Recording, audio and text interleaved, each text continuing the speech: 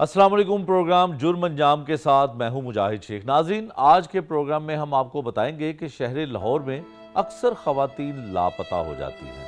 Police का मौक़िफ़ ये होता है कि उनमें बहुत सारे केसेस ऐसे हैं जिनमें ख़वातीन अपनी मर्ज़ी से घर से गायब हो जाती हैं और कई बार ऐसा भी देखा गया। लेकिन आज हम आपको एक ऐसा दिलखराश वाक़या दिखाएंगे जिसने सबको हला कर रख दिया। एक ज़हनी माजूर लड़की को मेयो अस्पताल से अगवा किया गया और अगवाकार जो रिक्शा ड्राइवर था उसे दूसरे शहर लेकर जाकर ज्यादती का निशाना बनाता रहा। फिर पुलिस ने किस तरह उसे गिरफ्तार किया ये भी आपको दिखाएंगे। लेकिन सबसे पहले आइए सुनते हैं उस बाप की जुबानी जो अपनी बेटी के साथ अस्पताल में मौजूद था। उसकी गुफ्तगू और उसकी हालत आपको ये बताएगी कि उसके साथ जो कुछ हुआ वो किस तरह बयान करता है।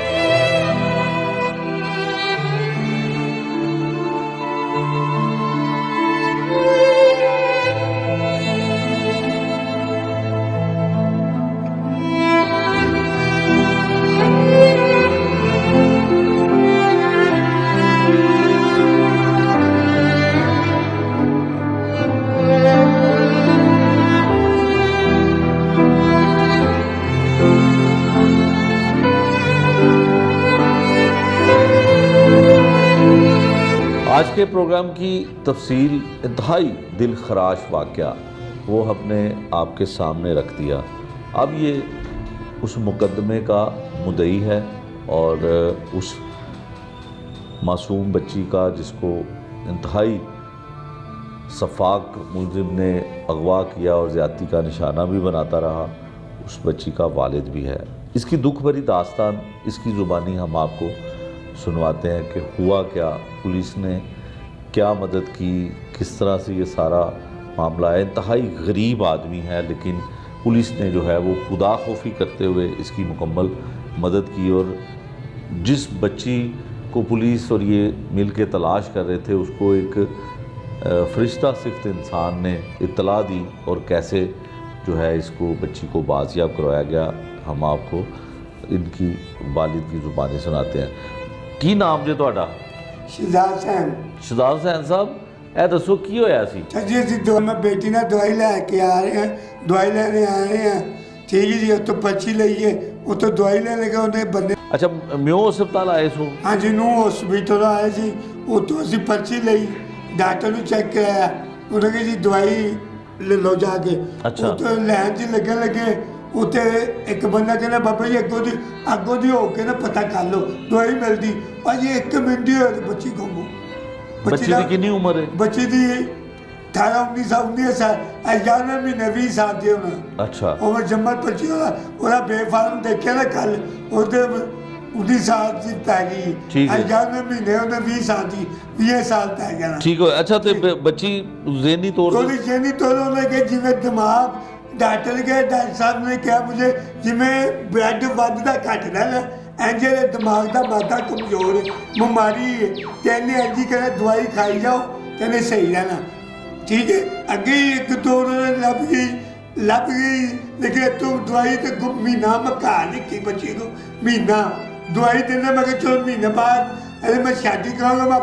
ਮੈਂ अपनी मासी की कजन को क्या था तो या उन्होंने कही भाई तो से लंघने ना ईदों बाद मैं आपका रिश्ता देखना आऊँगी, आपकी बेटी को देखना आऊँगी। मैं उन्हें शादी करनी थी, ठीक है। मैं दवाई लेने आया, मैं चलो दवाई खत्म होगी, जिन्हें ज़्यादा जिन्हें मरीज हो रही है, मैं दवाई ना चेक कराऊँ ना दवाई ले आऊँ। मैं दवाई लेने आया, मैं डॉक्टर को चेक किया, उन्होंने दवाई लिख के दी है। उन्होंने कहा पापा जी लाइन 'ਚ लगो। मैं कहा बेटे मेरा पैर खराब है, मेरे को लाइन 'ਚ नहीं लग सकता, मैं पर्ची दे दे, बच्ची की ज़्यादा तबीयत खराब है। उन्होंने कहा नहीं पापा जी पीछे आ जाओ। और मैं पुरानी पर्ची कटी और पुरानी पर्ची से मैं डॉक्टर को चल गया। मैं कहा बेटे आ जाओ पुरानी पर्ची से। और डॉक्टर ने कहा ये पर्ची नवी हाजिरी क्यों नहीं बढ़ाई? मैं कहा बेटे मुझे लाइन 'ਚ नहीं लगा जा रहा। ठीक, जो मैं दवाई लेनी उन्होंने दवाई लिख दी। जो आप गए उन्हें कही फोटो कापी कराओ। जो दवाई ली थी ना वो एक पर्ची कोल रखते हैं, एक सानू दे दे। उन्हें कहा पापा जी फोटो कापी। और मेरी बच्ची ने गई फोटो कापी कराई।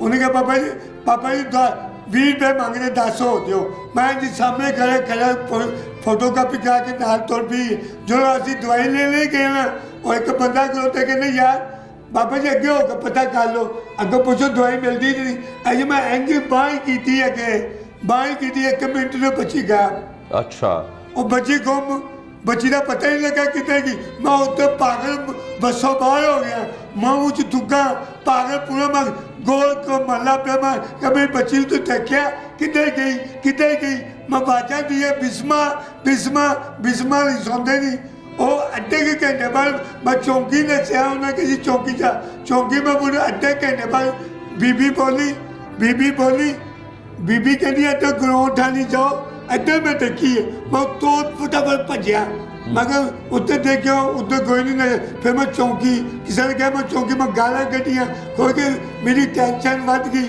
मैं पागल हो गया बूझ तुगा बंदा कोई 100 बंदा करे किसी ने दसे नहीं बच्ची कहाँ गई ठीक है मैं चौंकी गया मैं चौंकी में टेंशन से मैं चौंकी गई यार मेरी बच्ची से ना गुम हो गई तो वो कहते बाबा जी हो सो मैं दबके मारन बाहर बाबा जी चुप कर जाओ मैं कहा यार मेरी बच्ची मेरी टेंशन लगी मेरी बच्ची जल्दी और मैं उनके कैमरे चेक करो उनके बाबा जी चुप टेंशन कहते चुप कर जाओ ठीक है जी और शाम तक मैं लभदा रहा बच्ची मैं 3 माह खाना ही नहीं खाता मैं रोई जा रहा गाला कि पागलों को पढ़ना वो एक बंदे ने कहा यार एक बच्ची को अच्छी है वो छोटी जी वो मैंने पता लगा मैं क्या बच्ची है मैं कहते आपकी मैं जो जाके देखे ना वो कोई साल की बच्ची थी और मैं खुश हो गया मैं जो बच्ची लभ गई जो मैं जाके देखा तो छोटी बच्ची थी ठीक है ना फिर मैं क्या होता 6 बजे उन्होंने कैमरा चेक कराया ततीन का उन्होंने कहा यार ततीन उन्होंने कहा जी बाबा जी फोटो कापी नजर आई है लेकिन मेरी फोटो नजर आती है और फोटो नहीं नजर आ रही मैं कहा फीसें ले गए किधर गई मेरी बच्ची गए नहीं गई कैमरे चेक करो कोई पीछे किसी का आते गुआ हो गई बच्ची उन्हें जेल नहीं काम करता उन्हें जेल नहीं उन्हें थाने उनका बाबा जी इतने खप ना पाओ थाने चल जाओ आपका बच्चा हो गया तो मैं थाने ही गया आया फिर मुझे मीर साहब ने मेरी मदद बहुत की मीर साहब ने मैंने ताना किया इन्हें पर्चा इन्होंने मुझे मैं रोया ਤੁਸੀਂ ਫਿਰ ਥਾਣੇ ਆਏ FIR करवाई उन्होंने पर्चा उन्होंने चौंकी ने भेज दिया उन्होंने कहा बाबा जी आप जाए ठीक है जाए पर्चा हो गया साढ़ा सिर ना खाओ उत्ते जाके गवर्नमेंट जाओ उत्ते पर्चा हो गया ठीक है मैं मीर साहब ने मैंने तामन किया मीर साहब ने कहा फिर आपको क्या हुआ मैं कहा यार मेरी बच्ची गुम हो गई मीर साहब ने अपने बंदे को कहा कैमरे चेक करो 3 कैमरे सादक जो शबीर साहब सी और मैंने सुबह गया उन्हें कहा चलो आओ जितने लोग कैमरे चलते उतो चेक किया उसकी फोटो नजर नहीं मेरी फोटो है पता नहीं फिर जब पल्ला गए तो 2 नंबर वाला आखिरी हार हो वाला वो तो पता वो तो 3:30 बजे असी बड़े हैं वो गेट का पता लगा फिर ना बाहर निकलना पता नहीं लगा ठीक है लेकिन उस मैंने तामन किया मीर साहब थानेदार साहब ने इन्होंने मैंने वो सहा ला के दिए और बाल ला के दिए बाल लाए अब मैं गली रिश्कियां ना रोता था ना रिश्कियां से अच्छा ਤੁਹਾਨੂੰ ਬੈਨਰ ਬਣਾ ਕੇ ਦਿੱਤੇ ਇਸ਼ਤਿਹਾਰ ਬਣਾ ਕੇ ਦਿੱਤੇ ਹਾਂਜੀ ਉਹ ਲਾਉਂਦੇ ਰਹੇ ਤੁਸੀਂ ਹਾਂਜੀ ਰਿਸ਼ਕਿਆਂ ਚ ਲਾਉਂਦੇ ਰਹੇ ਘਰ ਮਹੱਲੇ ਚ ਲਾਉਂਦੇ ਰਹੇ ਮੈਂ ਕਿਹਾ ਯਾਰ ਵਿੱਚ ਮੇਰੇ ਨਾਲ ਹੋਵਾਂ ਤੇ ਯਾਰ ਤੇ ਮੇਰੀ ਬੱਚੀ ਦੀ ਸ਼ਾਦੀ ਨਾ ਹੋਏਗੀ ਇੰਤਜ਼ਾਮ ਹੋਈ ਜਾ ਰਿਹਾ ਕੋਈ ਲੋਕੀ ਕਹਿੰਗੇ ਬੱਚੀ ਨੂੰ ਫੋਟੋਆਂ ਲਾਈ ਜਾਂਦਾ ਬੰਦਾ ਨਾ ਮੈਂ ਆਪਣੀ ਇੱਜ਼ਤ ਤੋਂ ਡਰਾਂ ਨਾ ਡਰੇ ਮੈਂ ਘਰੇ ਤੇ ਡਰਦਾ ਹੀ ਸੀ ਠੀਕ ਹੈ ਮੈਂ ਲਾਉਂਦਾ ਸੀ तो ना लोग कोई कहते पापा जी तेरी बच्ची की फोटो तो सही आती थी फिर मैं दोबारा मीर साहब को आया मैं यार फोटो दोबारा फिर वो कहना यार मैं तुझे दोबारा फिर रंगीन करके दिता रंगीन करके दी तो फोटो सही नजर आई फिर मैं दोबारा जाके लाई कोई 200 कापी मैं लाई 100 में हारो तो कराई 100 में तकीर तो कराई 100 में डाटा साहब को कराई हाँ जी मैं कराई मीर साहब ने मैंने तामन किया ठीक है अल्लाह कितना गवाह वो फोन आ गया जी किधर फोन भाई रोजे करा पता नहीं तो फोन आ गया अच्छा शहजाद साहब ये दसो कि फिर बच्ची मिली किस तरह सर जी वो ना बंदे आरफ वाले लैके गए तो रश्के च ना वो जिनी तोड़ ਬਲੱਡ ਉਹਦਾ ਘੱਟ ਗਿਆ ਜਿਹੜੀ ਤੌਰ ਤੇ ਉਹ ਬਹਿ ਗਈ ਆਪਣੇ ਰਿਸ਼ਕੇ 'ਚ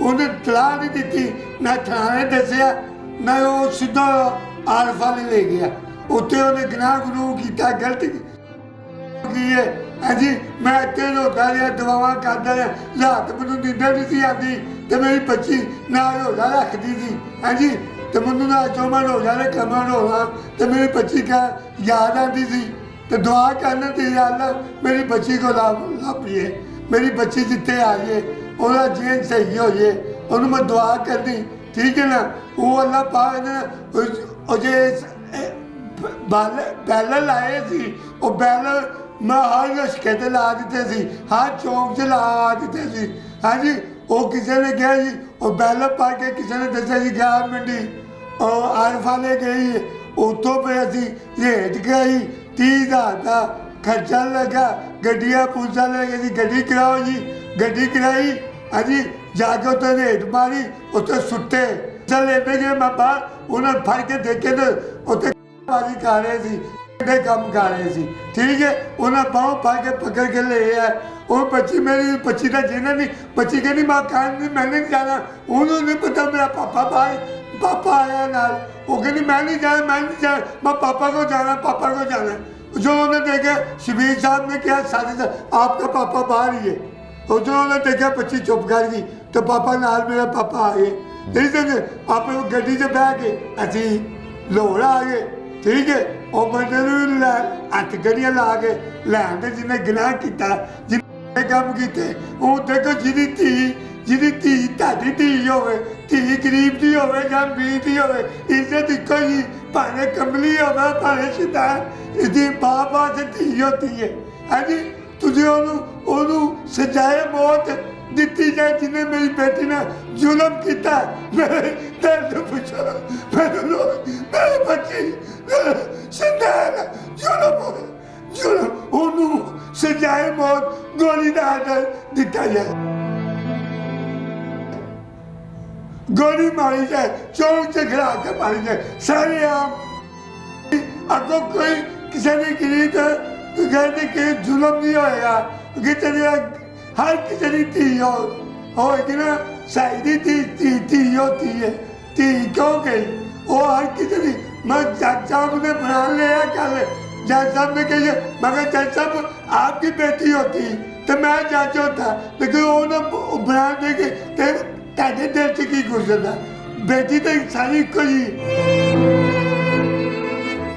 ਅੱਲਾ ਨੂੰ ਜ਼ਿਲਤ ਮਿਲੀ ਹੈ ਨਾ ਜ਼ਿਲਤ ਅੱਲਾ ਦਿੰਦਾ ਇੱਜ਼ਤ ਅੱਲਾ ਨੂੰ ਮੇਰੇ ਸੀਬਾ 'ਚ ਨਹੀਂ ਹੋਇਆ ਲੇਕਿਨ ਮੈਂ ਬੀਤ ਨੇ ਕਿਹਾ ਹੱਲ ਅੱਗੋਂ ਬੱਚੀ ਦਾ ਬੰਦੋਬਸਤ ਕਰੋ ਬੱਚੀ ਅੱਗੋਂ ਜਾਵੇ ਨਾ ਹਾਂਜੀ ਹਰ ਕਿਸੇ ਦੀ ਧੀ ਹੈ ਤੇ ਮੈਂ ਬਾਰ ਕੰਜੇ ਤੇ ਨਹੀਂ ਮੈਂ ਬਾਰ ਬੱਚੀ ਦੇ ਮਗਰ मैं आम मजदूर वडेरा मैं अपने आप संभाला तो बच्ची को संभाला।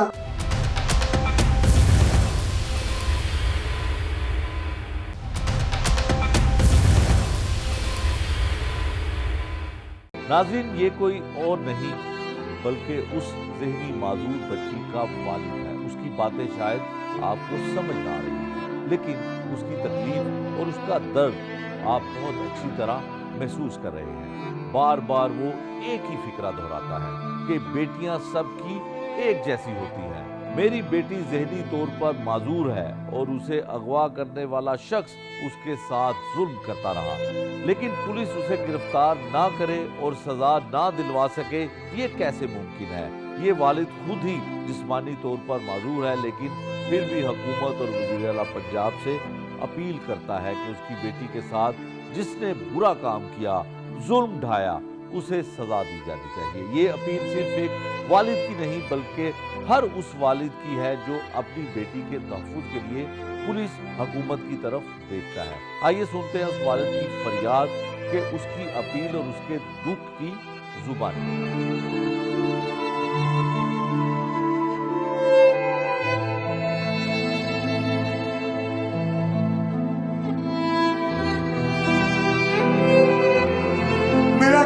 नहीं कर रहा वो मेरी भैन है मेरी भैन उस जमाना के उन्होंने मुंडे बाहर मगर बेटे दो ही नहीं ला ਉਹਦੀ ਗਰੀਬ ਅਗਲੇ ਕਹਿੰਦੇ ਜਾਤ ਦਿਓ, ਮੈਂ ਗਰੀਬ ਆਦਮੀ, ਮੈਂ ਧੀ ਨੂੰ ਜਾਤ ਕਿਤੋਂ, ਕੋਈ ਮੇਰਾ ਰਿਸ਼ਤਾ ਹੀ ਨਹੀਂ ਲੱਗਾ।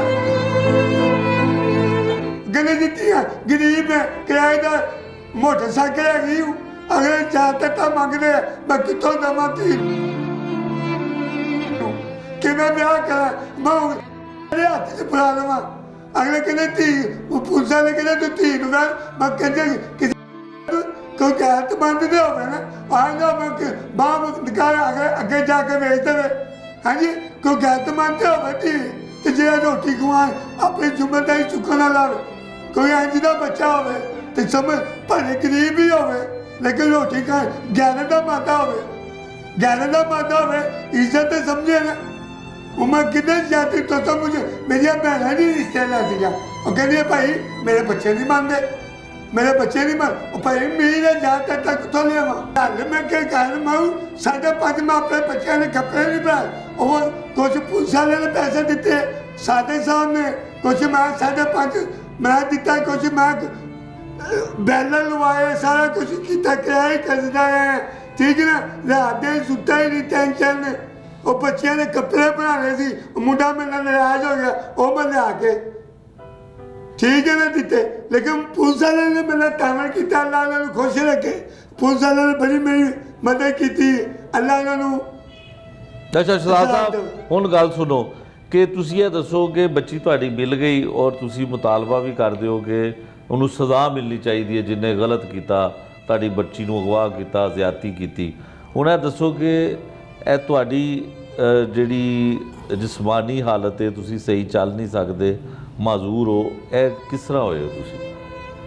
ਅੱਲਾ ਜਾਣੇ ਇਹ ਬਚਪਨ ਦੀ ਇਸ ਤਰ੍ਹਾਂ ਇਹ ਅੱਲਾ ਨੂੰ ਪਤਾ ਹੈ। ਛੋਟਿਆਂ ਨੇ ਮੈਂ 1-2 ਨੇ ਠੀਕਾ ਹੈ, ਲੇਕਿਨ ਅਮੀ ਜੋ ਮੈਂ ਵੱਡਾ ਹੋਇਆ ਨਾ ਬਾਅਦ ਚ ਗਰੀਬ ਘਰ ਸੀ। ਮਾਮੂ ਮੇਰਾ ਸਾਈਵਾਲ ਰਹਿਤਾ ਸੀ, ਉਹ ਸ਼ੂਗਰ ਮੇਲੇ 'ਚ ਕੰਮ ਕਰਦਾ ਸੀ, ਉਹਦੇ ਉੱਥੋਂ ਦਵਾਈ। ਅੱਛਾ ਬਚਪਨ ਤੋਂ ਤੁਸੀਂ? ਹਾਂਜੀ ਬਚਪਨ ਦਵਾਈ ਉਹਨੂੰ ਮਿਲੀ, ਦਵਾਈ ਮਾਮੂ ਨੇ ਲਿਆ ਕੇ ਦਿੱਤਾ ਸ਼ਰਬਤ, ਠੀਕ ਹੈ, ਉਹਨੇ ਨੂੰ ਮੈਂ ਪੀਤਾ, ਮੈਂ ਥੋੜ੍ਹਾ ਜਿਹਾ ਸਹੀ ਹੋ ਗਿਆ। ਉਹਨੇ ਤੋਂ ਮਾਮੂ ਦੀ ਫੌਤੀ ਹੋ ਗਈ, ਮਾਮੂ ਬਹੁਤ ਹੋ ਗਿਆ, ਠੀਕ ਹੈ ਨਾ। ਗੁਰਬਤ ਬਾਅਦ ਚ ਮੈਂ ਗੁੱਡੀ ਡਾਲਦਾ ਸੀ, ਠੀਕ ਹੈ ਨਾ। ਬਚਪਨ ਦਿਖਾ ਅੱਜ ਗੁੱਡੀ ਡਾਲਦਾ, ਬੱਚਾ ਅੱਕਰ ਦਾ ਕੱਚਾ ਹੁੰਦਾ ਹੈ। ਅੱਜ ਗੁੱਡੀ ਡਾਲਦਾ ਰਿਹਾ, ਗੁੱਡੀ ਡਾਲਦਾ ਮਾਈ ਥੱਲੇ ਕੱਪੜੇ ਸੀਂਦੀ ਸੀ, ਮਾਂ ਚ ਪਾ ਦਿੱਤਾ, ਮੈਂ ਚੁੱਪ ਗਿਆ। ਸਫਰ ਵਾਲਾ ਬੱਚਾ ਸੀ, ਦਲੇਲੀ ਸੀ, ਕਮਾਂਡੋ ਵਾਲਾ ਬੱਚਾ ਸੀ, ਸਮਝੇ ਨਾ। ਮੇਰੇ ਸ਼ੌਕ ਸੀ ਤੇ ਮੈਂ ਕਮਾਂਡੋ, ਮੇਰੀ ਹਿੱਸੇ ਸੀ, ਮੈਂ ਅੱਛਾ ਬਣਾ, ਭਗਵਾਨ ਬਣਾ, ਲੇਕਿਨ ਅੱਲਾ ਗੁਰਬਤ ਸੀ। ਮਾਂ ਪਿਓ ਨੇ ਪੜ੍ਹਾਇਆ ਨਹੀਂ, ਲੇਕਿਨ ਮਾਂ ਪਿਓ ਦੀ ਗੱਲ ਮੰਨੀ, ਮੈਂ ਆਪਣੇ ਬਾਪ ਦੀ ਗੱਲ ਮੰਨੀ, ਜਿੱਥੇ ਉਹਨੇ ਕੰਮ ਤੇ ਪਾਇਆ ਮੈਂ ਮੰਨਿਆ, ਠੀਕ ਹੈ ਨਾ। ਮੈਂ ਕਿਹਾ ਮੈਂ ਨਹੀਂ ਪੜ੍ਹਿਆ ਤੇ ਮੇਰੇ ਬੱਚੇ ਪੜ੍ਹਨਗੇ, ਬੱਚੇ ਪੜ੍ਹਾਇਆ ਅੱਗੋਂ ਨੌਕਰੀ ਬੱਚੀ 14 ਪੜ੍ਹੀ, ਅੱਗੋਂ ਨੌਕਰੀ ਨਹੀਂ ਦੇ ਰਹੀ। ਡਾਕਟਰ ਮੈਂ ਪਾਗਲ ਹੋ ਗਿਆ, ਨੌਕਰੀ ਮੇਰੀ ਸੋਚ ਸੀ, ਮੈਂ ਆਪਣੀ ਬੱਚੀ ਨੂੰ ਆਸ਼ਾ ਸ਼ਿਰਾਜ ਖਾਵਾਂਗਾ, ਡਾਕਟਰ ਮੈਂ ਆਪਣਾ ਸਭਾ ਫ੍ਰੀ ਪੜ੍ਹਾਵਾਂਗਾ, ਗਰੀਬਾਂ ਦਾ ਇਲਾਜ ਹੋਏਗਾ, ਮੇਰੀ ਬੱਚੀ ਦੀ ਫੀਸ ਨਹੀਂ ਲਏਗੀ। ਮੇਰੀ ਬੱਚੀ ਨੂੰ ਡਾਕਟਰ ਪੜ੍ਹਾਏ ਨਹੀਂ, ਮੇਰੀ ਫੈਕਟਰੀ ਬੰਦ ਹੋ ਗਈ। ਮੇਰੀ ਫੈਕਟਰੀ ਬੰਦ ਨਾ ਹੁੰਦੀ ਤਾਂ ਮੇਰਾ ਹੈਗਾ ਤੋਂ ਜੂਨੀਅਰ ਸਕੂਲ ਹੈਗਾ ਸੋਰੀ, ਉੱਥੋਂ ਸਾਰਾ ਖਰਚਾ ਹੋਣਾ ਸੀ ਤੇ ਮੇਰੀ ਬੱਚੀ ਨੇ ਡਾਕਟਰ ਬਣ ਜਾਣਾ ਸੀ। ਅੱਛਾ ਮੈਂ ਸਰਦਾਰ ਸਾਹਿਬ ਇਹ ਦੱਸੋ ਕਿ ਤੁਸੀਂ ਆਪਣੀ ਇੱਕ ਬੇਟੀ ਨੂੰ ਡਾਕਟਰ ਬਣਾਉਣਾ ਚਾਹੁੰਦੇ ਸੋ, ਵੱਡੀ ਬੇਟੀ? ਹਾਂਜੀ ਉਹ 14 ਪੜ੍ਹੀ ਹੈ। 14 ਪੜ੍ਹੀ ਹੈ? ਹਾਂਜੀ, ਟੂਟਰ ਦਾ ਕੋਰਸ ਕਰਦੀ, ਟੂਟਰ ਦਾ ਕੰਪਿਊਟਰ ਦਾ ਕੋਰਸ ਕੀਤਾ ਹੈ? ਕੀਤਾ। 10 ਸਾਇੰਸ ਪੜ੍ਹੀ ਹੈ, 10 ਉਹਨੇ ਸਾਇੰਸ ਪੜ੍ਹੀ ਹੈ। ਅੱਛਾ ਤੁਸੀਂ ਕੰਮ ਕੀ ਕਰਦੇ ਸੋ? ਕੰਮ ਮੈਂ ਰੁਸਤਮ ਸਾਹਿਬ 'ਚ ਕੰਮ ਕਰਦੇ ਸੀ, ਸਾਈਕਲਾਂ ਦਾ। ਸਾਈਕਲ ਜਿੱਥੇ ਬੰਦੀ ਸੀ? ਹਾਂਜੀ ਰੁਸਤਮ ਸਾਹਿਬ ਉਹ ਬੰਦ ਹੋ ਗਈ, ਉਹ ਮੇਰੀ ਪੈਨਸ਼ਨ ਲੱਗ ਗਈ ਹੈ। ਪੈਨਸ਼ਨ ਲੱਗ ਗਈ ਹੈ? ਹਾਂਜੀ। ਕਿੰਨੀ ਪੈਨਸ਼ਨ ਹੈ? ਉਹ ਡਾਕਟਰਾਂ ਨੇ ਲਵਾਈ ਹੈ, ਡਾਕਟਰ ਨੇ ਕਿਹਾ ਮਜ਼ਦੂਰ ਆਦਮੀ ਹੈ ਪੈਨਸ਼ਨ ਲਾ ਦਿਓ। ਕਿੰਨੀ ਪੈਨਸ਼ਨ ਲੱਗੀ? 10,000, 10,500, 11,500। 11,500 ਮਹੀਨੇ ਦਾ ਮਿਲਦਾ ਹੈ? ਹਾਂਜੀ। ਉਹਨੇ ਦਾ ਖਰਚਾ ਤਾਂ ਨਹੀਂ ਬਣਦਾ, ਉਹਦੇ ਆਪਣੇ ਇੱਕ ਦਿਨ ਖਰਚਾ ਤਾਂ ਨਹੀਂ ਹੁੰਦਾ, ਕਿਰਾਏ ਤੇ ਰਹਿਣਾ, ਬੱਚਿਆਂ ਦਾ ਖਰਚਾ, ਬਿੱਲ ਦਾ ਖਰਚਾ, ਗੈਸ ਦਾ ਖਰਚਾ। ਉਹ 11,000 ਦਾ ਕੀ ਕਰਾਂ? ਕੋਈ ਮੈਨੂੰ ਨੌਕਰੀ ਨਹੀਂ ਦਿੰਦਾ, ਕਹਿੰਦਾ ਬਾਬਾ ਤੂੰ ਮਜ਼ਦੂਰ ਤੇ ਖਾਵਾਂ ਕਿਤੋਂ? ਕਹਿੰਦੇ ਜੀ ਬਾਬਾ ਜੀ ਉਹ ਕੰਮ ਨਹੀਂ ਕਰ, ਮੈਂ ਜੇ ਨੌਕਰੀ ਦੇ ਤਾਂ ਮੇਰਾ ਹੱਕ ਦਿਓ, ਦੋਵੇਂ ਪਾਸੇ ਕੋਈ ਨਹੀਂ ਦਿੰਦੇ, ਕੀ ਕਰਾਂ? ਬੱਚੀ ਮੇਰੀ ਨੌਕਰੀ ਨਹੀਂ ਕਰਦੀ, ਮੈਂ ਕਹਿ ਕੇ ਮਜ਼ਦੂਰ ਗਰੀਬ ਦਾ ਬੱਚਾ ਅੱਗੇ ਆ ਸਕਦਾ, ਡਾਕਟਰ ਬਣ ਸਕਦਾ। ਉਹ ਮੈਂ ਬੱਚੇ ਨੂੰ 10 ਪੜ੍ਹਾਇਆ, ਬੱਚੇ ਨੂੰ ਮਿਲੇ ਮਜ਼ਦੂਰ ਦਾ ਬੱਚਾ ਮਜ਼ਦੂਰ। ਅੱਛਾ ਇਹ ਦੱਸੋ ਵਜ਼ੀਰ ਆਲਾ ਪੰਜਾਬ ਨੂੰ ਕੁਝ ਕਹਿਣਾ ਚਾਹੁੰਦੇ ਹੋ ਕਿ ਪੁਲਿਸ ਨੇ ਤੇ ਤੁਹਾਡੀ ਬੜੀ ਮਦਦ ਕੀਤੀ ਹੈ? मैं पुलिस वाले ने मेरी हेल्प की है, लेकिन मेरे बच्चे में वसीले वाले के जिन्हें जुल्म मेरी बच्ची ने किया उन्हें सजाए मौत दी जाए। हाँ जी, अगो किसी की टीम जांची ना होए, डाटा साहब दिया कोई उसे डाटा साहब ना देखूं, कोई उते ना देखूं, कोई उते सौदा ना होवे, कोई उते लश्के वाला ना होवे, तो जो करो उते मेरा ना बचपन में जो मेरी मां मर गई थी ना, मौलवी सारे नस गए सी। मौलवी मेरा जनाजा नहीं पड़िया, मेरा दोस्त मेरे नाल काम करता सी। 2000 के कपड़े ले सी, मेरा एक्सीडेंट हो गया। मेरा दोस्त उन्हें 100 रुपये पीछे 100 रुपया की चीज़ है, 100 राशन ने मैनू कहा कि कपड़े रखना ना, मेरे नाल गुजरा का मुंडा काम करता है, तो मैनू अन्नी मैं सोचा तो यार मेरा दोस्त हो के तो मैनू उन्हें 100 रुपये की जमानत नहीं दी, मैनू कपड़े नहीं दिते। मैं क्या मैं सड़क पर पहले पासे जाना है, मैं उन्हीं टेंशन के बाहर निकल, मैनू गड्डी बच गई, एक्सीडेंट हो गया, मेरा किसी ने चुकिया नहीं। जो मैं उठिया जो मैं जो उठिया तो कोई धोबी मेरा वाकफ ही नहीं सी, कोई मेरे सारे वाकफ से गुजर, वो किसी ने मैंने चुकिया ही नहीं। वो कोई साइकिल वाला आया धोबी सी, उन्होंने ख्याल आया, उन्हें देखे, उन्हें मैंने पानी पूरी पिलाया, एम्बुलेंस मंगाई तो मेरे मुँह च खून वगदा पाया सी। मैं पूछा उन्हें कि उन्हें कहा जी तेनों एक्सीडेंट होया, तेनों तेरे टंड गया, मैं तू हस्पताल लैके जाना। मैं कहा मैनू होश आई तो पहले अल्लाह याद आना या माँ याद नहीं। माँ के मेरे बच्चे मैनू बच्चे को लै जाओ, मैं क्या मेरे बच्चे कितने, मैनू होश आई, मैं अपने बच्चे मंगे। कोई जो मैंने एक्सीडेंट कोई परेशानी होंगी या अल्लाह याद आना या माँ याद आनी, जमन वाली कहते या अल्लाह हाय मर गया, हाय माँ जम, या अल्लाह निकलना या माँ निकली, मेरे मुँह चो बच्चे निकले तो मैं बच्चे वाला काम करने जा रहा था, तो अगों मेरा एक्सीडेंट हो गया। वो जाना मैं मेरा 100 रुपये वास्ते कपड़े रख ले, तो भाई अजे मेरे नाल काम करता सी, और गुजरा मुझे मैं किवें यकीन करा, पुलिस वाले ने मैनू तोनी ला दी थी, उन्हें जाया जी। अच्छा उन्हें दसो कि वजीर आला नू की कहना जे? वजीर आला ने कहना तो मेरी हेल्प की जाए, मेरा क्या पुलिस वाले ने जो खर्चा होया पुलिस वाले ने दिता जाए, जी हेल्प की सारे पैसे, मेरे बच्चे का शादी की जाए, मेरे बच्चे का अच्छा घर लभ्या जाए, उन्हें शादी की जाए, लेकिन ऐ ना अच्छे बच्चे ना शादी की जाए जो जोड़ी हो सोहनी लगे। ऐ नहीं गलत मत हो, अच्छा बच्चा खानदानी बच्चा हो शादी की जाए, भावे गरीब ही हो, लेकिन खर्चा रोटी खवाने वाला हो।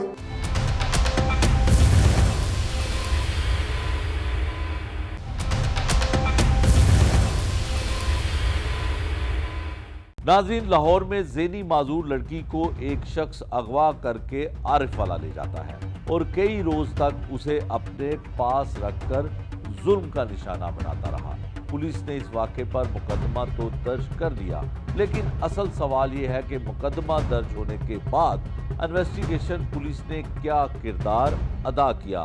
ग्वाल मंडी इन्वेस्टिगेशन विंग इस केस में किस तरह मददगार साबित हुआ, किस तरह मुलजिम को गिरफ्तार करने के लिए शवाहिद इकट्ठे किए गए और किस तरह कानूनी कार्रवाई आगे बढ़ाई गई, ये सब कुछ हमने जाना इंचार्ज इन्वेस्टिगेशन की जुबानी।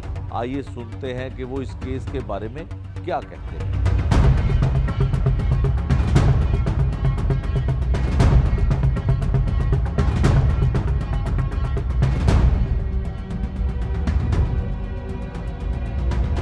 अब इस केस की पुलिस की तफ्तीश जो है वो क्या कहती है, किस तरह से जो है वो इन्वेस्टिगेशन पुलिस ने इनको बच्ची को बाजियाब करवाया और मुलजिम जो है वो गिरफ्तार हुआ, ये क्या मामला था, ये सारी तफसील हम इंचार्ज इन्वेस्टिगेशन ग्वाल मंडी नईम शहजाद साहब हैं, इनसे जानते हैं। नईम साहब, ये जो बुज़ुर्ग हैं इनकी हमने बात सुनवाई, उनकी बात तो कुछ सही तरह से समझ भी नहीं आ पाती, तो इसकी बच्ची किस तरह से पहले वक़ूआ बताइएगा कि कैसे अगवा होती है, म्यू हॉस्पिटल का वो जिक्र करता है, फिर तफ्तीश कैसे हुई, कैसे बाजियाब हुई, और ये जो बुज़ुर्ग है ये खुद शायद माजूर है और बच्ची भी इसकी ज़हनी माजूर है। जी ऐसे है कि ये 2 मार्च को اپنی اس کی بچی کا ذہنی توازن ٹھیک نہیں ہے اور وہ دماغ کی میڈیسن بھی لیتی ہے.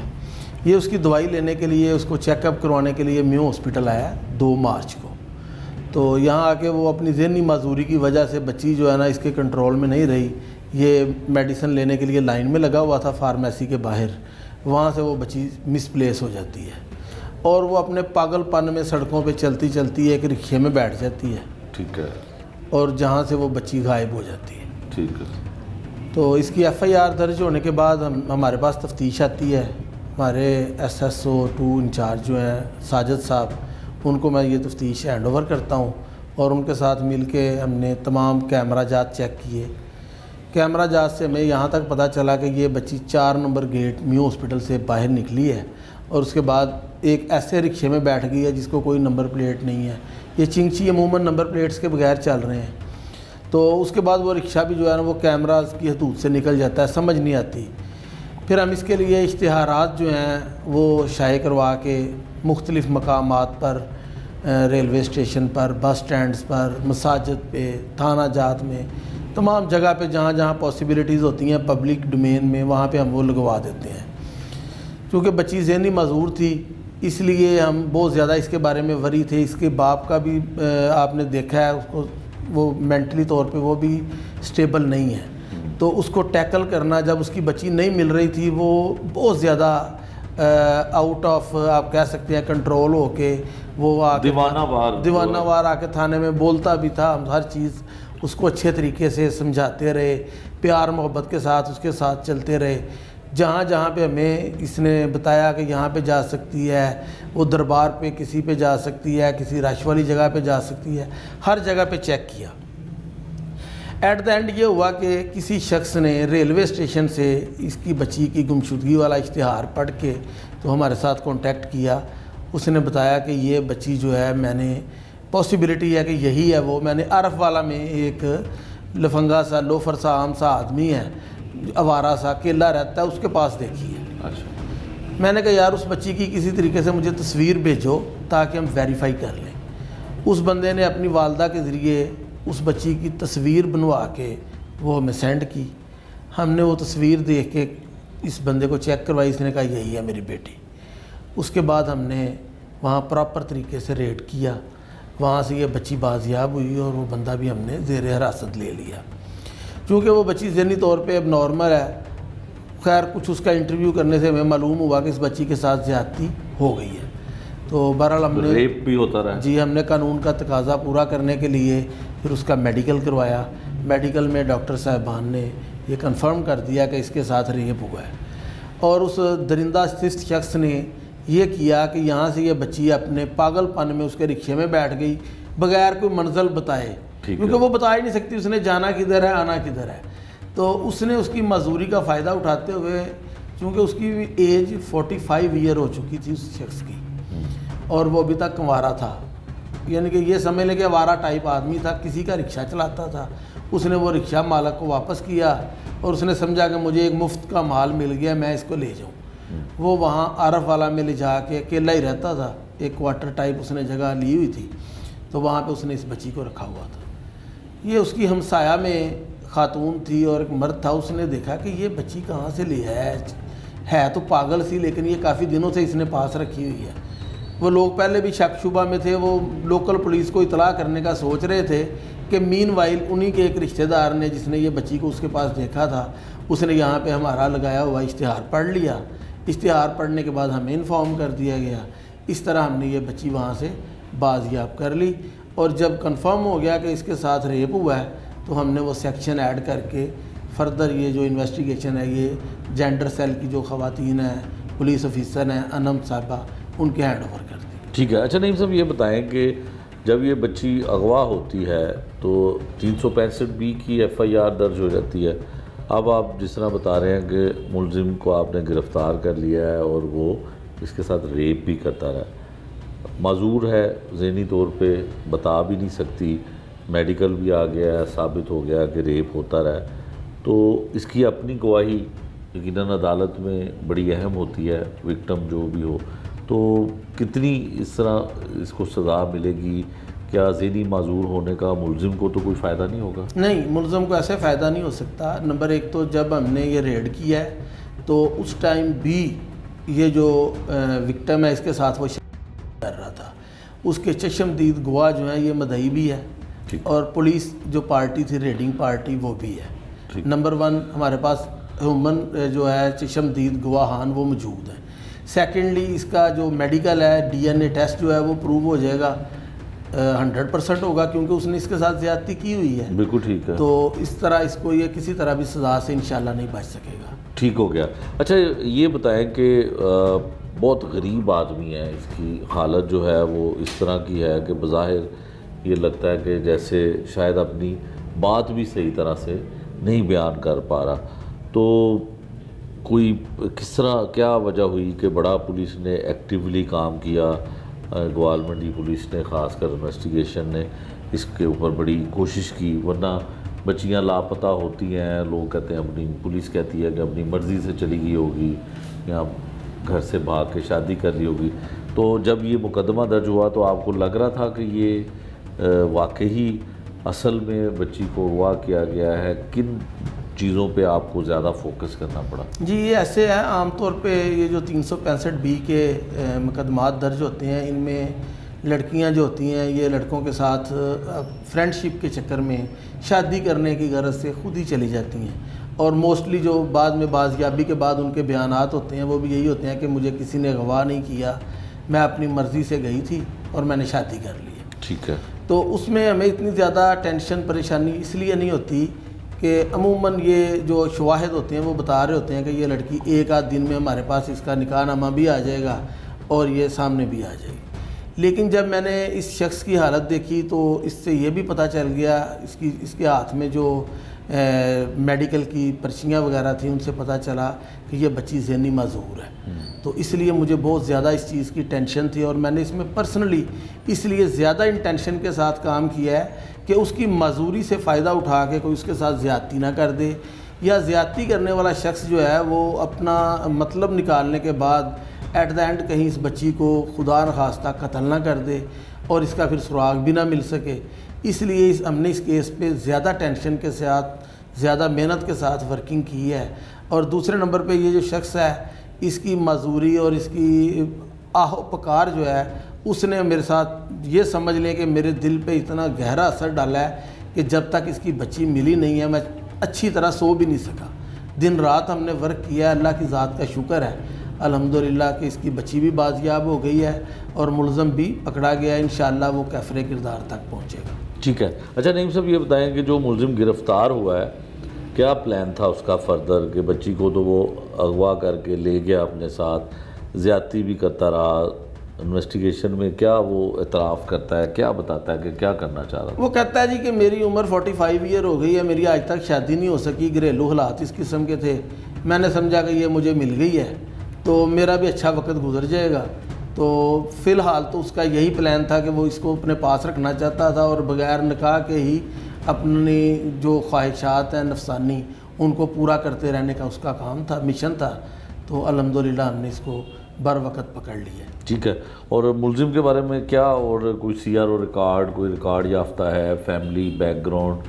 کیونکہ اس کی اگر اغوا ہونے والی بچی ذہنی معذور تھی تو یہ بھی کوئی ذہنی طور پہ بہتر آدمی نہیں لگا۔ نفسیاتی مریض کہہ سکتے ہیں آپ اس کو۔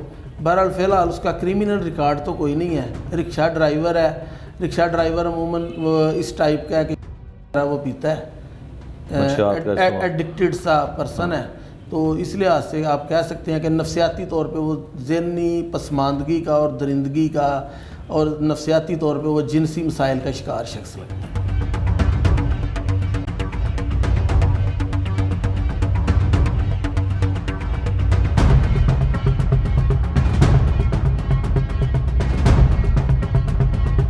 ناظرین آپ نے سنا کہ کس طرح انویسٹیگیشن پولیس نے اس ملزم کو گرفتار کیا اور گرفتار ہونے کے بعد اس نے کیا کچھ بیان کیا۔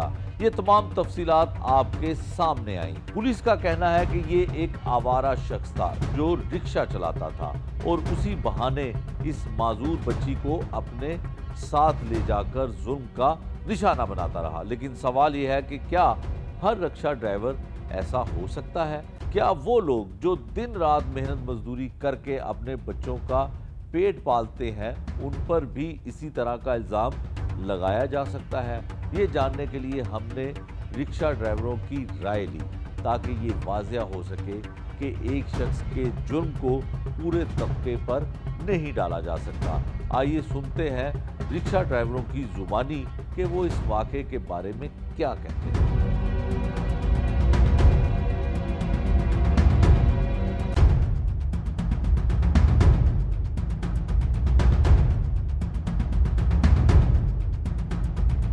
ਜੋ ਗਲਤ ਹੈ ਨਾ ਕੋਈ ਹਲਾਲ ਦਾ ਨਹੀਂ ਨਾ ਹੋਣਾ ਦਈ ਹੋਣਾ ਸਾਨੂੰ ਹੁਣ ਐਵੇਂ ਕਹੀ ਸਾਨੂੰ ਤੇ ਐਵੇਂ ਕਹੀਏ ਵੀ ਸਵਾਰੀ ਚਾਚਾ ਅੰਕਲ ਕਰਕੇ ਬੁਲਾਉਂਦੀ ਉਹ ਇਦੋਂ ਥੱਲੇ ਨਹੀਂ ਬੁਲਾਉਂਦੇ ਸਵਾਰੀ ਦਾ ਅੱਛਾ ਅਖਲਾਕ ਹੁੰਦਾ ਅੱਗੋਂ ਆਪਣਾ ਵੀ ਉਵੇਂ ਹੀ ਹੋਣਾ ਚਾਹੀਦਾ ਕੋਈ ਸਾਡੇ ਲਈ ਉਹ ਜਿਵੇਂ ਦੀਆਂ ਉਹ ਨੇ ਨਾ ਆਪਣੀਆਂ ਘਰ ਨੇ ਉਵੇਂ ਦੀਆਂ ਇਹ ਨੇ ਇਹ ਚੀਜ਼ ਵੇਖਣੀ ਪੈਂਦੀ ਹੈ ਧੀ ਭੈਣ ਸਾਰਿਆਂ ਦੀ ਸਾਂਝੀ ਹੁੰਦੀ ਤੇ ਉਹ ਅਗਲੇ ਦਿਨ ਵੀ ਆਪਣੀ ਸਮਝੋ ਤਾਂ ਫਿਰ ਗੁਜ਼ਾਰਾ ਹੁੰਦਾ ਇਹ ਸਭ ਤੇ ਉਹ ਹੁੰਦਾ ਹੋਣਾ ਜਿਹਨੇ ਇਹ ਕੰਮ ਕੀਤਾ ਹਲਾਲ ਦਾ ਇਹ ਕੰਮ ਨਹੀਂ ਕਰਦਾ ਇਹਨਾਂ ਨੂੰ ਤੇ ਫਿਰ ਫਾਂਸੀ ਦੇਣੀ ਚਾਹੀਦੀ ਮੇਰੇ ਹਿਸਾਬ ਵਿੱਚ ਤੇ ਜਿਹੜਾ ਇੰਜ ਦੀ ਹਰਕਤ ਕਰਦਾ ਹਾਂ ਜੀ ਤੇ ਦੂਜਿਆਂ ਦਾ ਵੀ ਅੱਗਾ ਮਾਰ ਦੇਣਾ ਵੇਖੋ ਨਾ ਫਿਰ ਹੁਣ ਇੱਕ ਰਕਸ਼ੇ ਵਾਲੇ ਨੇ ਕੀਤਾ ਤੇ ਉਹ ਹੈ ਨਾ ਵੀ ਗੰਦੇ ਤਾਂ ਸਾਰੇ ਹੀ ਹੋ ਗਏ ਰਕਸ਼ਾ ਤੇ ਇੱਕ ਕਰ ਗਿਆ ਬੰਦੇ ਨੇ ਤੇ ਇੱਕ ਕੀਤਾ ਉੱਥੇ ਆਣਾ ਕਹਿੰਦੇ ਨਾ ਮੱਛੀ ਇੱਕ ਗੰਦੀ ਹੋਵੇ ਤਾਂ ਤਲਾਬ ਪੂਰਾ ਹੀ ਹੋ ਜਾਂਦਾ ਤੇ ਉਹੀ ਹਿਸਾਬ ਹੈਗਾ ਬਾਕੀ ਅੱਲਾ ਬਿਹਤਰ ਕਰੇਗਾ ਇਨਸ਼ਾਅੱਲਾ ਤੇ ਇਹ ਵੀ ਅਕਲ ਕਰਨੀ ਚਾਹੀਦੀ ਕੋਈ ਬੰਦੇ ਨੂੰ ਆਪਣੇ ਆਪ ਸੋਚਣਾ ਚਾਹੀਦਾ ਘਰ ਆਪਣੀਆਂ ਵੀ ਧੀਆਂ ਭੈਣਾਂ ਨੇ ਉਸ ਹਿਸਾਬ ਨਾਲ ਬੰਦਾ ਚੱਲੇ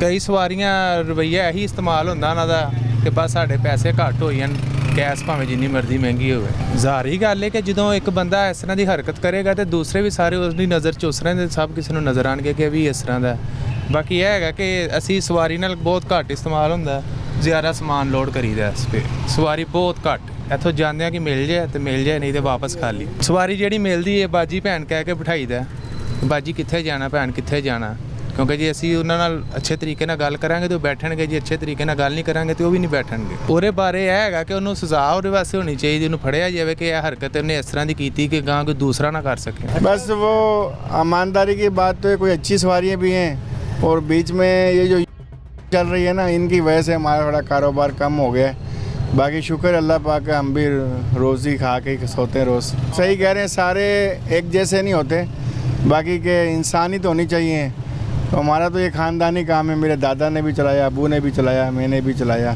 तो बाकी शुक्र है हम लोग मरियम नवाज से बहुत खुश हैं बहुत अच्छी हैं वो बाकी जो काम करवा रही है हमारे को बड़ा अच्छा लगता है बाकी ये गैस थोड़ी सी सस्ती करे ना ये महंगी है बेरोज़गारी थोड़ी सी बढ़ रही उसने गलत किया वो इंसान का बच्चा नहीं है अगर उसने ऐसा किया है तो अल्लाह उसको हिदायत दे ऐसा नहीं करना चाहिए देखो ना सारे एक जैसे नहीं अब सबका नाम ख़राब हो रहा है तो ये बात बुरी है नहीं होना चाहिए ऐसा ਜਨਾਬ ਗੱਲ ਹੈ ਕਿ ਅਸੀਂ ਰਿਕਸ਼ਾ ਚਲਾਉਣਾ ਹੈ ਸਵਾਰੀ ਭਾਵੇਂ ਗਲਤ ਹੋਵੇ ਭਾਵੇਂ ਸਹੀ ਸਾਡਾ ਕੰਮ ਹੈ ਉਹਨੂੰ ਇੱਜ਼ਤ ਨਾਲ ਲਿਜਾਣਾ ਕੀ ਸਮਝੋ ਉਹਨੂੰ ਆਪਣੀ ਮਾਂ ਭੈਣ ਸਮਝ ਕੇ ਲਿਜਾਣਾ ਉਹਦਾ ਫੇਲ ਉਹਦੇ ਨਾਲ ਅੱਛੀ ਜਾਂ ਬੁਰੀ ਹੈ ਜੋ ਰਿਕਸ਼ੇ ਦਾ ਹੱਕ ਬਣਦਾ ਹੈ ਤੇ ਇਨਸ਼ਾਅੱਲਾ ਸਾਡਾ اخلاق ਅੱਛਾ ਸਵਾਰੀ ਦਾ ਵਿੱਚ ਹੈ ਸਰ ਮੈਨੂੰ 35 ਸਾਲ ਹੋ ਗਏ ਰਿਕਸ਼ਾ ਚਲਾਉਂਦੇ ਆ ਤੇ ਉਹ ਰਿਕਸ਼ਾ ਡਰਾਈਵਰ ਨਹੀਂ ਹੈਗਾ ਉਹ ਤੇ ਉਹਨੂੰ ਫੜ ਕੇ ਮਾਰ ਦੇਣਾ ਚਾਹੀਦਾ ਮੈਂ ਤਾਂ ਕਹਿੰਦਾ ਉਹ ਰਿਕਸ਼ਾ ਡਰਾਈਵਰ ਨਹੀਂ ਹੋ ਸਕਦਾ ਕਿਉਂਕਿ ਰਿਕਸ਼ਾ ਡਰਾਈਵਰ ਜਿਹੜਾ ਆਪਣੇ ਬੱਚਿਆਂ ਦੀ ਰੋਟੀ ਕਮਾਉਣ ਨਿਕਲਦਾ ਨਾ ਉਹਨੂੰ ਜਿਹੜੇ ਸਵਾਰੀਆਂ ਬਹਿੰਦੇ ਉਹਨਾਂ 'ਚ ਆਪਣੇ ਬੱਚੇ ਨਜ਼ਰ ਆਉਂਦੇ ਨੇ ਕਿ ਯਾਰ ਮੇਰੀ ਵੀ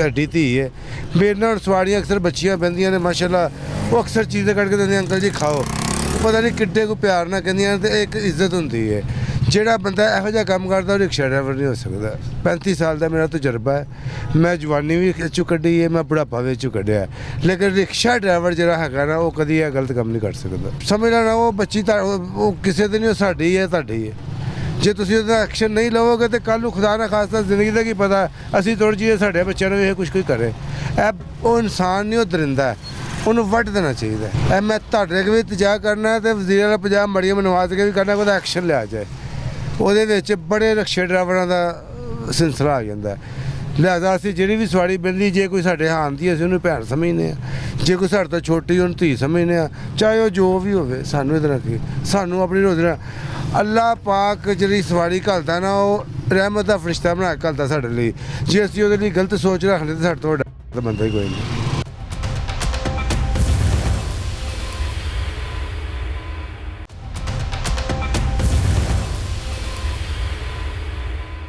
नाज़रीन, प्रोग्राम से जुड़े तमाम लोगों ने आपको बताया कि कहां पर क्या कुछ होता रहा और कौन कौन इस वाक़े में क्या किरदार अदा करता रहा। अब हम बात करते हैं माहिर नफ्सियात के साथ। ये सवाल अपनी जगह मौजूद है कि एक ज़हनी माजूर लड़की को देखकर एक शख्स की नीयत में ऐसी बदनीयती क्यों आती है।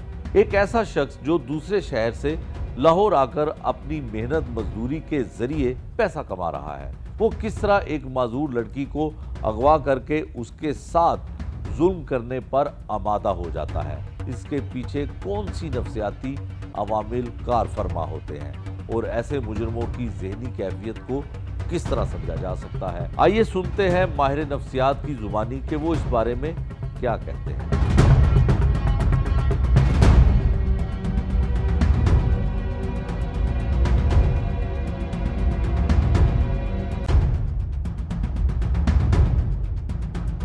बहुत से केसेस में हॉस्पिटल में, स्कूल्स में, कि जो लड़कियां या बच्चे, इवन के जो लड़के भी जो हैं ज़हनी तौर पर ठीक नहीं होते, उनको हवस का निशाना ज़्यादा बनाया जाता है। क्यों? क्योंकि वो मेंटली स्टेबल नहीं होते और जल्दी से रिकॉग्नाइज़ नहीं कर पाते कि कौन से पर्सन ने जो है उनके साथ ज़्यादती की है और उन्होंने अब क्या करना है। अब जो लोग ऐसा करते हैं उनके पीछे भी मल्टीपल रीज़न्स हैं, क्योंकि उनको भी एक चाहिए होता है कि ये लोग हमारे ख़िलाफ़ जो है गवाही नहीं दे सकते, और अगर इनको कोई प्रूफ नहीं है कि कुछ भी है, उनको यही कह देंगे ये कौन सा मेंटली स्टेबल है, तो इनको क्या पता। इसीलिए भी लोग जो है उनको ज़्यादा निशाना बनाते हैं। बिल्कुल, ये लोग जो हैं वो ज़हनी तौर पर बीमार हैं। एक शख्सियत की बीमारी है एंटी पर्सनालिटी, लाइक ये एंटी सोशल पर्सनालिटी में आते हैं। इन्हें किसी किस्म का कोई रूल्स और रेगुलेशन से कंसर्न नहीं होता और ये दूसरों को तकलीफ़ पहुंचाकर जो है वो खुशी महसूस करते हैं। कोई इनमें होता नहीं है कि सिंपैथी करें, किसी से हमदर्दी करें, किसी के जज्बात को महसूस करें, ये फीलिंग्स इनमें बिल्कुल नहीं होती। एक होता है माशरे में ये बीमारी काफ़ी ज़्यादा है, एंटी सोशल पर्सनालिटी, और जो लोग जो हैं वो दूसरों के ख़िलाफ़ करते हैं कि लाइक दूसरों को जो है नुकसान पहुंचाना, उनको जो है ज़्यादती का शिकार बनना, वो ज़हनी तौर पर बीमार हैं। अच्छा, ये लोग जो होते हैं ये सिर्फ ये नहीं है कि ज़हनी मजदूर लोगों को, इनको कोई भी लड़की मिल जाए, कोई भी चीज़ मिल जाए, मतलब उनको उसको हवस का निशाना बनाएंगे। आपने देखा होगा गैंग रेप बहुत ज़्यादा हो रहा है। रिसेंटली जो है वो इंडिया में भी काफ़ी ज़्यादा वायरल केस था जिसमें गैंग रेप किया एक डॉक्टर का 8 से 10 लोगों में। उसमें भी जितने भी ज़्यादा बाद में उनकी निशानदेही की, तो ज़्यादातर जो लोग थे वो ज़हनी तौर पर जो है मजदूर थे। कैसे थे? उनको एंटी सोशल पर्सनालिटी थे। कुछ लोग जो थे वो इतने ज़्यादा जो है वो इस चीज़ के शिकार थे कि उनको यही लगता था कि जब तक हम अपनी हवस नहीं बुझाएंगे हमें जो है वो सुकून नहीं मिलेगा। तो उनके लिए ज़हनी तौर पर पागल होना या एक आम लड़की होना बराबर है। उनको उनके दिल में जो है वो कोई एहसास नहीं होता, किसी किस्म का कोई फीलिंग्स नहीं है, गिल्ट की फीलिंग्स नहीं है कि हम कर किससे रहे हैं। उनको यही लगता है कि बस ये करना चाहते हैं तो इसी चीज़ से जो हमें तकलीफ़ मिलेगी। ये लोग बचपन से ही जो है वो जानवरों को नुकसान पहुँचाते हैं, दूसरों की चीज़ों को नुकसान पहुँचाते हैं, और जब ये लाइफ में एडल्ट हो जाते हैं तो फिर दूसरों को तकलीफ़ दे के, दूसरों को नुकसान देकर इनको खुशी मिलती है। अच्छा, जो लड़की ज़हनी तौर पर भी स्टेबल नहीं है वो तो एक्सप्लेन ही नहीं कर पाती। इस तरह के अगर मैं वाक़यात की बात करूँ तो वाकई रिसेंटली भी 2 से 3 इस तरह की केसेस आए हैं, और ये बहुत ज़्यादा एक शर्मिंदगी की बात है। एज अ सोसाइटी मैं खुद इस चीज़ को समझती हूँ कि पेरेंट्स और हमारी सोसाइटी के एक औरत को जो ज़हनी तौर पर नहीं है ठीक, उसको सिक्योर नहीं है, तो ऐसे लोगों की जो पहले ही ज़हनी हालत ठीक नहीं है, ऊपर से इतना बड़ा इंसिडेंट हो गया, तो उनके लिए और जो है वो मतलब शौक की बात होती है। वो अपने आप को एक्सप्रेस नहीं कर पाते। इन लोगों में फिर एग्रेशन बढ़ जाता है। अपनी मेडिसिन टाइम पे नहीं खाते, अपने आप को मारने की कोशिश करते हैं, और एग्रेशन में जो है वो चीज़ों को तोड़ते हैं, दूसरों को नुकसान पहुँचाते हैं, अपने साथ साथ दूसरों के लिए भी नुकसान का बाइस है, क्योंकि ये एक्सप्रेस नहीं कर पाते। इनको नहीं पता होता कि मैंने क्या बात करनी है, किस तरह करनी है, और किस तरह उस वाक़ये को जो है वो रिपीट करना है। एक नॉर्मल इंसान के लिए इतना मुश्किल होता है कि वो वाक़ये को बताए, फिर एक ज़हनी मरीज़ के साथ उस तरह का वाक़या हो जाना वो तो ज़्यादा मुश्किल। मेरे पास जो एक क्लाइंट आई थी उसकी तो ज़हनी हालत इतनी ज़्यादा ख़राब हो गई थी कि उसने जो है अपने आप को 2 से 3 दफ़ा सुसाइड करने की कोशिश की। क्यों? क्योंकि वो वाक़या जो है वो बयान ही नहीं कर पा रही थी कि मेरे साथ हुआ क्या है। बस बार बार या घर वालों पे गुस्सा कर रही थी या अपने आप को ही नुकसान पहुंचा रही थी। ज़हनी सेहत इनकी जो है बहुत ज़्यादा ख़राब हो जाती है, क्योंकि उनको बार बार वही जो है वो फ्लैशबैक्स आते हैं कि मेरे साथ ये हुआ था, उस जगह पे हुआ था, किसने किया था, उसका पहचान करना, बताना इनके लिए ज़्यादा मुश्किल होता है। इसीलिए यही कहा जाता है कि इस वाक़ये को रोकने के लिए क्योंकि कोई ना कोई पर्सन जो घर का सिक्योर पर्सन है वो इनके साथ रहे, इनको कभी भी अकेला ना छोड़ा जाए, क्योंकि ये माशरे की ज़िम्मेदारी है और उनके घर वालों की, सोसाइटी की, कि अगर आपको ऐसे लोग नज़र आते हो तो कम से कम उनके साथ अगर आप बुरा सलूक ना करें, उनके साथ हमदर्दी तो करें। इस तरह के वाक़यात से जो है वो अपनी ज़िंदगी को तबाह कर देते हैं। जितने भी इस तरह के केसेस देखे हैं ना, मैंने रिसेंटली खुद भी रिसर्च की थी, ज़्यादातर लोअर मिडिल क्लास या अपर मिडिल क्लास में ज़्यादा है, कि जो लोग ज़्यादा लोअर मिडिल क्लास में, उनमें भी ये केसेस ज़्यादा है कि उनमें रेप के केसेस ज़्यादा होते हैं, वहाँ गंदगी जो है इस तरह ज़्यादा है। और अपर मिडिल क्लास में, आप एलीट क्लास में चले जाएँ तो वहाँ पर भी ये केसेस बहुत ज़्यादा है, वहाँ पर भी कुछ नहीं देखा जाता। अब जहाँ आपने बताया कि शादी ना होना एक अदर सिनेरियो है। मैंने बहुत से केसेस में इस तरह के भी देखे कि जिनकी शादियां भी हैं, उनकी अपनी बेटियां भी हैं, फिर भी वो रेप करते हैं, फिर भी उनमें ये एक हवस की है। अब इस पर्सन की ये है कि शादी भी नहीं हुई थी, तो उसने क्या किया, मौके का फ़ायदा उठाया। आजकल ये क्यों ज़्यादा बढ़ रहा है? हमारे कंटेंट की वजह से। कंटेंट आप इस तरह का लोग देखते हैं कि उनके माइंड में वही लेवल चलता रहता है, उनके माइंड में वही डोपामिन का लेवल चलता रहता है। अब उन्होंने अपनी फ्रस्ट्रेशन जो है वो कहीं ना कहीं तो निकालनी है, तो अपनी फ्रस्ट्रेशन को वो कहाँ निकालते हैं? इस तरह गलत कार्यों में, क्योंकि उसने यही हर टाइम जो है वो वीडियोस देखना, चीज़ों को देखना, तो उसके माइंड में यही है कि हाँ मुझे कुछ करना है। फिर उसको नहीं पता लगता, क्योंकि उसके सामने जो है वो लड़की है, लड़का है, या कोई जहनी मरीज शख्स है, उसके सामने बस एक कोई ऑब्जेक्ट है और उसने अपनी हवस वहाँ पूरी करनी है। और उसने क्या किया, उसने अपनी हवस को वहीं पे पूरा किया। बाद में बेशक उसको गिल्ट हुआ, या इस तरह के लोगों को गिल्ट भी नहीं होता, बस उसको अपनी हवस पूरी करनी थी और उसने किया। ये किस वजह से है? इसमें बहुत से मल्टीपल फैक्टर्स आ जाती हैं। फर्स्ट ऑफ ऑल तो आता है जो कंटेंट आप देखते हैं, जैसा कंटेंट देखते हैं वैसे ही आपके माइंड्स में थॉट्स आते हैं। सेकंड आ जाता है कि इस तरह के लोग जो हैं वो ज़हनी तौर पर जो है पागल होते हैं, कि सिक होते हैं, उनको खुद नहीं पता होता कि वो क्या कर रहे हैं। अच्छा, जो ज़हनी तौर पर जैसे हैं, कुछ स्टेबल नहीं है, उनके लिए तो ज़्यादा केयर की ज़रूरत है। और इसमें सबसे ज़्यादा इम्पॉर्टेंट जो रोल है वो उनकी फैमिली का है। उनकी फैमिली को चाहिए कि वो इस तरह के बच्चों को खुद सिक्योर करें। खुद कैसे कर सकते हैं? अगर वो किसी आउटिंग पे जा रहे हैं या घर से बाहर जा रहे हैं, तो कम से कम फैमिली का एक पर्सन, वालिद या भाई, उनके पास लाजमी रुके, उनको कभी अकेला ना छोड़े। अगर वो कहीं गली में चले गए हैं तो कहीं ना कहीं जो है उनके पीछे जाएं, पता करें, क्योंकि सोसाइटी में जो है इस तरह के काफ़ी ज़्यादा लोग आम फिर रहे हैं जो लोगों को अपनी हवस का निशाना बनाते हैं। और जैसे कि एक आम लड़की है, आम पर्सन है, तो उनको भी चाहिए, आजकल तो काफ़ी ज़्यादा सेफ्टी के रिलेटेड जो है वो इंस्ट्रूमेंट भी चल के हैं कि आप जो है वो सेफ्टी के रिलेटेड इंस्ट्रूमेंट यूज़ करके इस तरह की चीज़ों से जो है वो बच सकते हैं। लेकिन बात फिर भी वही आ जाती है कि कहीं ना कहीं आम लड़की जैसे मैं हूँ या कोई भी है, अपने आप को कुछ ना कुछ करके सिक्योर कर सकती है। लेकिन बात कहाँ पे आती है? जहनी मरीज़ की। एक बच्ची है, वो बता ही नहीं सकती, या वो शिज़ोफ्रीनिया में है, मूड स्विंग्स में है, वो उस तरह के वाक़े को वो एक्सप्लेन ही नहीं कर पाती, उनको ज़्यादा केयर की ज़रूरत है।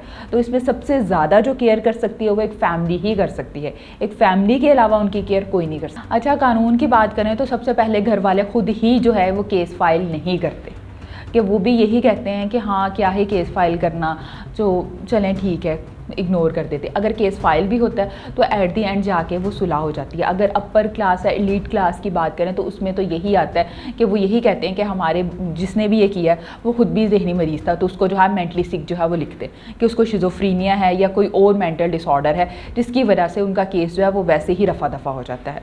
कानून जो है वो अभी इस काबिल, मतलब मैं नहीं समझती कि उस तरह के जो है वो सेंसिटिव केस को जो है प्रूव करता हो, या फिर बहुत ज़्यादा केस, जैसे कि रिसेंटली एक केस था ज़ैनब केस, वो काफ़ी ज़्यादा मीडिया पे हाईलाइट था। अगर कोई इस तरह की चीज़ें हाईलाइट हो जाएं तो उस चीज़ों को तो वो करते हैं, लेकिन जो चीज़ हाईलाइट नहीं होती, जिसको मीडिया पे या लोग जो है वो खुद फाइल नहीं करते, तो फिर इस तरह के बहुत से मल्टीपल केसेस हैं जो खुद ही जो है वो रफा दफा हो जाते हैं। मैं कानून और देखने वालों से यही कहती हूँ कि केसेस जो हैं वो लाजमी फ़ाइल करें, क्योंकि एक आपके केस की वजह से न जाने कितनी ज़िंदगियाँ बच सकती हैं।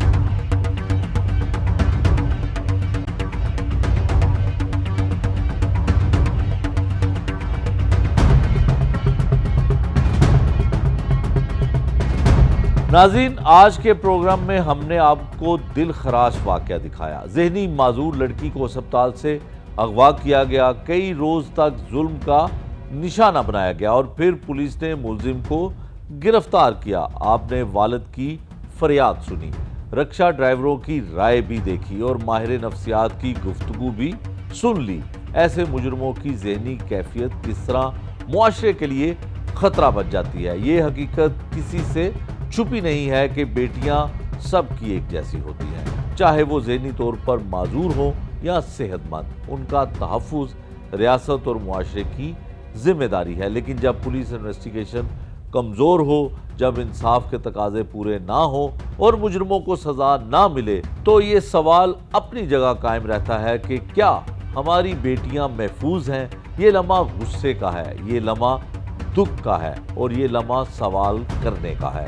क्या हुकूमत और पुलिस ऐसे मुजरमों को इबरतनाक सज़ा दिलवा सकेगी? क्या मुतासरा ख़ानदान को इंसाफ मिल सकेगा? और क्या मुआशरा अपनी बेटियों के तहफ़्फ़ुज़ के लिए खड़ा हो सकेगा? नाज़रीन, ये सवालात हम आज के प्रोग्राम में छोड़ कर जा रहे हैं, लेकिन ये सवालात सिर्फ एक वालिद के नहीं बल्कि हर उस वालिद के हैं जो अपनी बेटी के लिए इंसाफ चाहता है। जुर्म का अंजाम सज़ा होना चाहिए, अगर सज़ा ना हो तो जुर्म बढ़ता है और इंसाफ मर जाता है। इसी दुख, इसी गुस्से, इसी उम्मीद के साथ नए प्रोग्राम तक के लिए मुझे दीजिए इजाज़त। अल्लाह निगहबान।